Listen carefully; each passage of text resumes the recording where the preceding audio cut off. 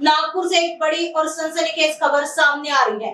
नागपुर का महल इलाका उस वक्त दहल उठा जब कोटी रोड परिसर में अज्ञात बदमाशों के बीच हुई गैंगवार में खुलेआम पिस्टल से 2 राउंड फायरिंग की गई। इस वारदात के बाद पूरे इलाके में दहशत का माहौल है। जानकारी के मुताबिक यह पूरी घटना देर रात करीब 11:30 से 12 बजे के बीच की बताई जा रही है। पुलिस के अनुसार पीड़ित सौरभ की शिकायत पर मामला दर्ज कर लिया गया है। इस खूनी खेल के पीछे मुख्य आरोपी प्रज्वल काकड़े और रवि महतो का नाम सामने आ रहा है। पुलिस के अनुसार सीसीटीवी फुटेज में साफ देखा जा सकता है कि 3 गाड़ियों में सवार होकर करीब 6 लोग मौके पर पहुंचे थे, जिनमें से 2 की पहचान हो चुकी है और बाकी 4 की तलाश जारी है। बता दें कि आरोपी और पीड़ित दोनों का पुराना आपराधिक रिकॉर्ड रहा है और वे पहले भी कई मामलों में साथ रह चुके हैं। प्राथमिक जांच में यह बात सामने आ रही है कि यह पूरी गैंगवार आपसी रंजिश और किसी लड़की के विवाद को लेकर हुई है। पुलिस ने तत्परता दिखाते हुए कुछ संदिग्ध युवकों को हिरासत में भी लिया है, जिनसे पूछताछ की जा रही है। फिलहाल पुलिस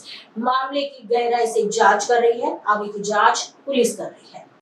याच्यामध्ये जो फिर्यादी आहे त्याच्या सौरभ त्याच्या तक्रारीवरून आपण या ठिकाणी गुन्हा दाखल करतोय। त्याच्या अनुषंगाने 11:30-12च्या दरम्यान कोटी रोड इथे एक फायरिंगची घटना घडली। त्यामध्ये जे मुख्य आरोपी आहे प्रज्वल काकडे आणि रवी महतो यांचा पूर्वीचा वाद या ठिकाणी आहे। काही ठिकाणी ते सोबतच काही गुन्ह्यामध्ये त्यांचा सहभाग दिसून येतो। प्राथमिक तपास हा पूर्वीचा वाद आणि मुलीवरूनचा वाद हा एक प्राथमिक निष्पन्न होते। त्या ठिकाणी 3 गाड्यावरून 6 लोक त्या ठिकाणी आल्याचं सीसीटीव्ही फुटेजवरून दिसत आहे। त्याच्यापैकी 2 जण हे आयडेंटिफाय झालेले, इतर 4 शोध घेत आहोत।